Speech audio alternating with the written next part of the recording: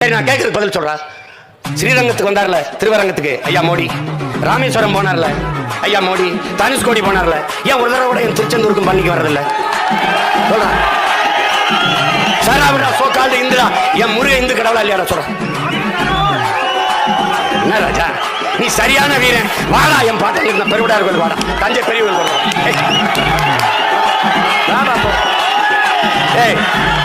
என் bottom கட்டிய பெருவுடையார் கோயில தலவாச வழியே உள்நுழைந்து போய் வழிபட்டு விட்டு ஒருத்தன் நிக்கிறான்னா அவன் பேரை நான் தான் நிக்கிறேன்.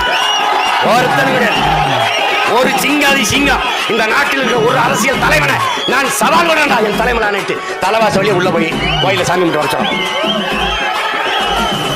எப்படி எப்படி ஏன் தோத்து போயிடுவோம், செத்து போயிடுவோம். ஒரு தடவை இந்திரா காந்தி வந்திருக்காங்க, பதவி போயிடுச்சு.